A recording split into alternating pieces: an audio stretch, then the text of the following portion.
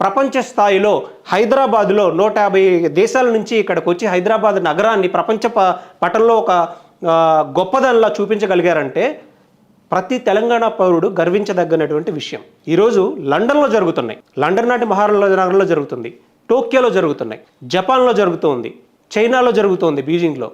ఇంత జరుగుతున్నప్పుడు భారతదేశంలో ఇన్ని రాష్ట్రాలు ఉన్నాయి, మనకి ఇన్ని క్యాపిటల్ సిటీస్ ఉన్నాయి, పర్టికులర్గా స్టేట్ వైడ్గా బెంగళూరు ఉంది, కలకత్తా ఉంది, చెన్నై ఉంది, బాంబే ఉంది, ఢిల్లీ ఉంది, పూణే ఉంది. ఇన్ని సిటీస్ ఉన్నా కానీ ఇవన్నీ కాదనుకొని కేవలం హైదరాబాద్కే వచ్చి హైదరాబాద్ ప్రతిష్టను పెంచే విధంగా రేస్ కండక్ట్ చేశారంటే దాన్ని మనం ఎలా చూడాలి?